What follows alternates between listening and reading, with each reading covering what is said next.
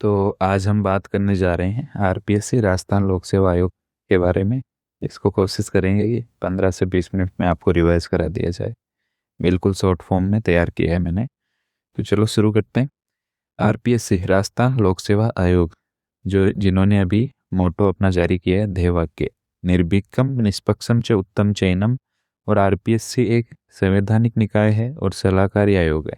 और आरपीएससी के आर्टिकल हम देखें तो 315, 323 और 16 और 234, यानी 315 से 323 तक। और आरपीएससी से पहले रियासतकालीन आयोग थे, 3 थे, जोधपुर, जयपुर, बीकानेर, जिनको 16 अगस्त 1949 को मानसिंह सिंह द्वारा एक अध्यादेश जारी किया गया, जो कि 20 अगस्त को प्रभाव में आया। और इससे तीनों आयोग समाप्त कर दिए गए, रियासतकालीन तीनों आयोग समाप्त कर दिए। और इसका गजट में प्रकाशन है वो 22 दिसंबर 1949 को हुआ। और आरपीएससी स्थापना दिवस 22 दिसंबर, जयपुर में इसकी स्थापना हुई थी और इसी दिन से आरपीएससी प्रभाव में आया। और सत्यनारायण राव समिति की सिफारिश पर 21 अगस्त 1998 को घूघरा घाटी अजमेर इसका स्थानांतरण कर दिया गया, जिसका उद्घाटन राज्यपाल अंशुमान सिंह ने किया 21 अक्टूबर 2000 को। अब बात करते हैं आरपीएससी की संरचना। संरचना में अध्यक्ष होता है, फिर उसके नीचे सदस्य रहते हैं। सदस्य में सचिव आईएएस रैंक का अधिकारी होना चाहिए, संयुक्त सचिव रहता है, उप सचिव रहता है, सहायक सचिव रहता है। फिर उसके नीचे अन्य कर्मचारी आ जाते हैं। आरपीएससी के प्रथम सचिव श्याम सुंदर शर्मा और प्रथम महिला सचिव ओटीमा बोरडिया, वर्तमान सचिव रामनिवास मेहता। और स्थापना के समय आरपीएससी में जो अध्यक्ष और प्लस 2 सदस्यों का प्रावधान था, जिसमें अध्यक्ष एस के घोष और 2 सदस्यों में देवी शंकर तिवाड़ी, एनआर चंडोरकर। और वर्तमान संरचना जो कि 17 जुलाई से प्रभाव में है, जिसके इसमें अंतर्गत अध्यक्ष प्लस 10 सदस्यों का प्रावधान है। और अध्यक्ष अभी उत्कल रंजन साहू है और परीक्षा नियंत्रक आशुतोष गुप्ता है। और वर्तमान सचिव रामनिवास मेहता, वर्तमान सचिव रामनिवास मेहता, जो कि आईएएस रैंक के अधिकारी होना चाहिए। और आरपीएससी में 6 संभाग है: प्रशासनिक संभाग, भर्ती संभाग, परीक्षा संभाग, लेखा, विधि, शोध संभाग। और आरपीएससी में नवाचार को लेकर भी कुछ पॉइंट है, वो भी देख लेते हैं। शिकायत निवारण पोर्टल 29 नवंबर 2021 से प्रभाव में है। और ओटीआर वन टाइम रजिस्ट्रेशन 10 जनवरी 2022 से प्रभाव में है। On screen OSM marking, on screen marking 2016 से प्रभाव में है। आरएस 2013 की कॉपी इसी ऑन स्क्रीन मार्किंग के बेस पे जांच की गई थी। और एमएल कुमाऊत समिति की सिफारिश पर वार्षिक भर्ती कैलेंडर जारी करता है आरपीएससी। वेबसाइट लॉन्च 1999 में। ओएमआर में 5वां विकल्प। और एकमात्र ऐसा आयोग है जो अपनी पत्रिका का प्रकाशन करता है, संपादन पत्रिका का प्रकाशन। और 2011 से 2017 में इन्होंने 158 ऑनलाइन एग्जाम कंप्लीट करवा दी थी। अब इसके आगे हम देखते हैं आर्टिकल्स। आर्टिकल 315(1) में आरपीएससी के प्रावधान है। और आर्टिकल 315(2) में ज्वाइंट पब्लिक सर्विस कमीशन का प्रावधान है। और ज्वाइंट पब्लिक सर्विस मतलब कि एक या एक से अधिक यानी 2 राज्यों के लिए एक संयुक्त पब्लिक सर्विस कमीशन का गठन करना, जो कि अभी तक एक बार हुआ है 1966 में पंजाब और हरियाणा के लिए। और 315(3) में है उपबंध, किसी भी नवाचार या किसी भी त्रुटि को सही करने के लिए इसमें उपबंध है।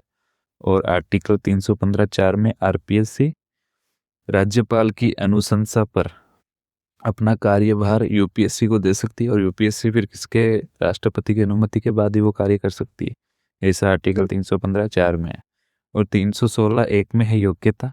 योग्यता में 50% सदस्य केंद्र व राज्य में 10 वर्ष कार्य किए हुए रहने चाहिए। और 50% सदस्य का कोई प्रावधान नहीं है। और अध्यक्ष का विशेष तौर पर भी कोई प्रावधान नहीं है योग्यता को लेकर। और 316(1) में है कार्यवाहक अध्यक्ष। सदस्यों में से राज्यपाल इसकी नियुक्ति करता है। अगर अध्यक्ष का निधन हो जाता है या किसी कारणवश अध्यक्ष को निलंबित किया जाता है या फिर निष्कासित कर दिया जाता है, तो इसमें कार्यवाहक अध्यक्ष को नियुक्त किया जाता है, जो कि फर्स्ट एल जोशी थे कार्यवाहक अध्यक्ष। और 316(2) में है आयु। आयु में हम देखते हैं 6 वर्ष या 62 वर्ष की आयु पूर्ण कर चुका। 41वें कॉन्स्टिट्यूशन अमेंडमेंट 1976। और फिर उसके बाद 316(2)(a) त्यागपत्र। त्यागपत्र वो राज्यपाल को देगा, अध्यक्ष और सदस्य। और ज्वाइंट पब्लिक सर्विस कमीशन के अध्यक्ष और सदस्य राष्ट्रपति को देंगे। और आर्टिकल 316(2)(b) पद से हटाया जाना, इसका हम 317 में देखेंगे विस्तृत रूप से। और 316(3) में है सदस्यों की पुनर्नियुक्ति नहीं होती, सदस्यों की पुनर्नियुक्ति नहीं की जा सकती वापस से। फिर देखते हैं 317(1) निष्कासन। निष्कासन राष्ट्रपति द्वारा किया जाता है सुप्रीम कोर्ट की जांच के पश्चात। और 317(2) में है निलंबन। निलंबन है वो राज्यपाल द्वारा जांच के दौरान। खाली एक ऐसा ही काम है जो राज्यपाल निलंबन ही कर सकता है और अध्यक्ष और सदस्यों की नियुक्ति कर सकता है। और निष्कासन है वो राष्ट्रपति द्वारा किया जाता है, लाभ का पद, दिवालिया या मानसिक विकृति। और 317(4) में हम देखते हैं अध्यक्ष और सदस्य किसी भी सरकारी कंपनी में अपना योगदान या उस पर रजिस्टर्ड नहीं होनी चाहिए, लाभ का पद घोषित हो जाएगा, कदाचार का मामला हो जाएगा, तो इस चक्कर में इनको निष्कासित किया जा सकता है।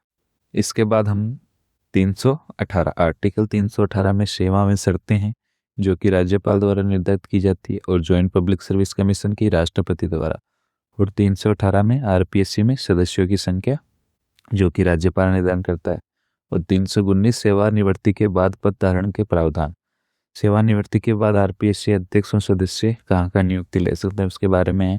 आरपीएससी अध्यक्ष है वो यूपीएससी का मेंबर या अध्यक्ष बन सकता है, अदर पब्लिक सर्विस कमीशन का अध्यक्ष बन सकता है और केंद्र राज्य में सरकार के अधीन कार्यरत नहीं कर सकता।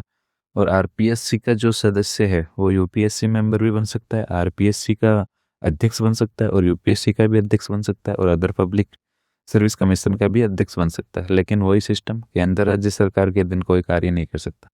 लेकिन ऐसा देखा गया है कि आरपीएससी अध्यक्ष राज्यपाल का पद ग्रहण कर सकता है, जो कि हरि गोविंद पंत बनाम रघुकुल तिलक 1979 में हाईकोर्ट या सुप्रीम कोर्ट द्वारा ये दिया गया है कि सेवानिवृत्ति के बाद राज्यपाल बन सकता है आरपीएससी का अध्यक्ष या सदस्य।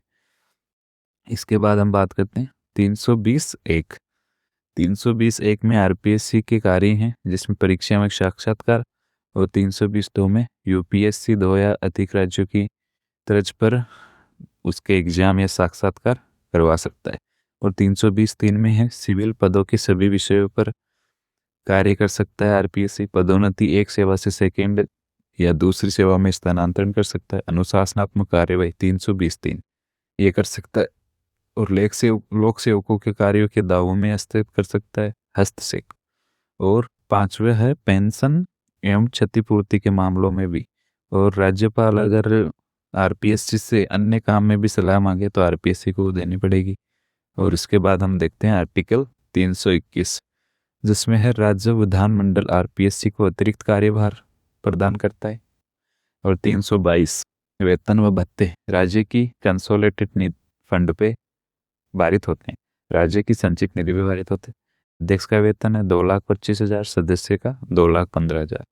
और 323(2) में है राज्यपाल को वार्षिक प्रतिवेदन आरपीएससी का अध्यक्ष सौंपेगा और ये जो राज्यपाल इसको राज्य विधानमंडल के समक्ष रखवाएगा। ठीक है, अब हम कुछ महत्वपूर्ण बिंदु देख लेते हैं जिनसे अभी क्वेश्चन बन सकते हैं। इसमें है वित्त कार्यवाहक अध्यक्ष 8 रह चुके हैं। प्रथम एल जोशी जिन्होंने मैक्सिमम कार्यकाल रहा है। और उसके बाद S C. Singaria, S K. Tank, H N. Meena, R D. Sheni, Shiv Singh Rathore और जसवंत सिंह राठी जिनका मिनिमम 10 ईयर्स यानी कार्यकाल कम रहा है कार्यवाहक अध्यक्ष के रूप में। और अध्यक्ष पद पर रहते हुए इनकी मृत्यु हुई थी। और अभी जो आखिरी रहे हैं कैलाश चंद मीना कार्यवाहक अध्यक्ष। इसके बाद अपन देखते हैं अभी तक आरपीएससी में 7 महिला सदस्य रह चुकी हैं, अध्यक्ष कोई भी महिला नहीं बनी है। इसमें पहले हैं कांता खतुरिया जो कि यूपीएससी मेंबर भी है और राज्य महिला आयोग की प्रथम अध्यक्ष भी है। और उसके बाद है कमला भीर, प्रकाशवती शर्मा जो कि यूपीएससी मेंबर रह चुकी है, दिव्या सिंह, राजकुमारी गुर्जर, संगीता आर्य और मंजू आर्य। अब इनमें से त्यागपत्र किस किसने दिया? कांता खतुरिया, दिव्या सिंह और मंजू शर्मा जो कि अभी दिया है 1 सितंबर 2025 को। और अध्यक्ष में हम बात करते हैं तो सर्वाधिक कार्यकाल देवी शंकर तिवारी 6 वर्ष 5 माह का कार्यकाल रहा है इनका। और न्यूनतम कार्यकाल BL रावत 34 दिन का रहा है अध्यक्ष के रूप में। ये अपन ने मोटी मोटी आरपीएससी की बातें कर ली है।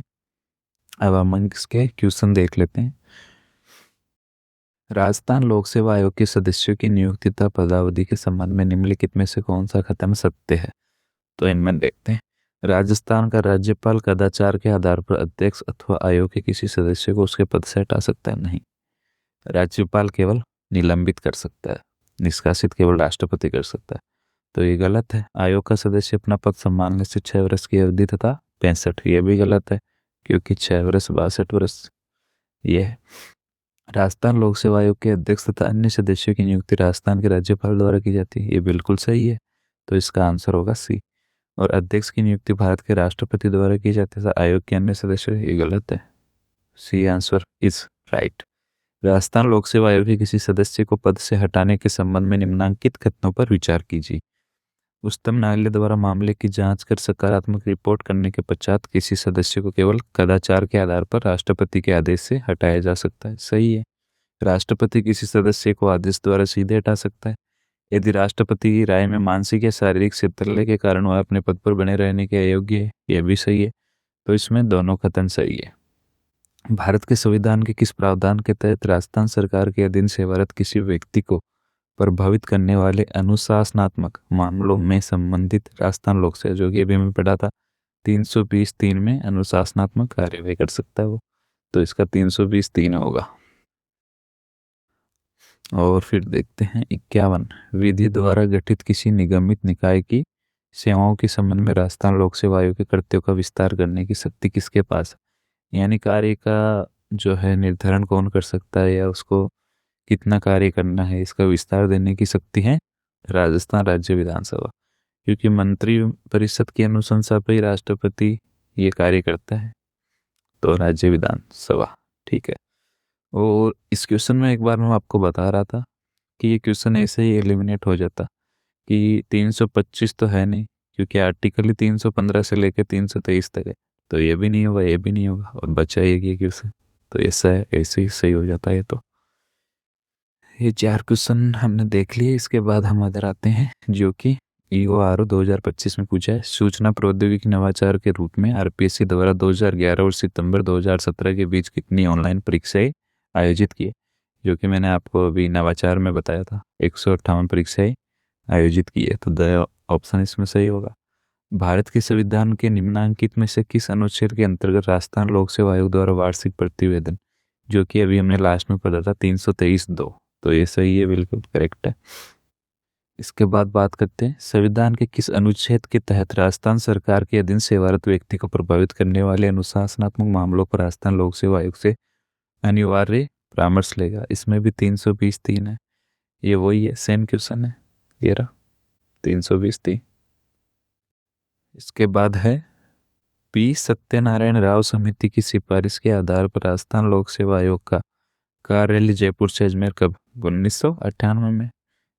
राजस्थान लोक सेवा आयोग से संबंधित निम्नलिखित कथनों पर विचार कीजिए। राजस्थान लोक सेवा आयोग के सभी सदस्य ऐसे व्यक्ति होते हैं जो अपनी अपनी नियुक्ति की तारीख पर भारत सरकार या किसी राज्य की सरकार के अधीन, कम से कम सभी सदस्य नहीं, केवल कुछ सदस्य ही, 50%, ठीक है, तो ये गलत है। राजस्थान लोक सेवा आयोग के वेव राजस्थान राज्य की संचित निधि पर पारित होते हैं, ये बिल्कुल सही है, कंसोलिडेटेड फंड पे निर्धारित होते हैं, तो ये ऑप्शन इनमें सही है। इसके बाद अपन देखते हैं निम्नांकित में से कौन राजस्थान लोक सेवा आयोग के सचिव में अध्यक्ष रह चुके हैं। NK बेरवा, जो कि सचिव भी रह चुके हैं और अध्यक्ष भी रह चुके हैं। राजस्थान लोक सेवा आयोग के निम्नांकित में से कौन सी पूर्व महिला सदस्य संघ लोक सेवा आयोग की सदस्य भी रही है।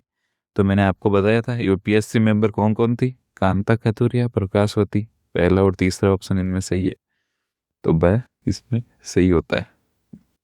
तो अब इसको यहीं पे ख़त्म करते हैं। मैंने कोशिश की है कि पूरा 15 मिनट के अंदर कवर करवा दिया जाए।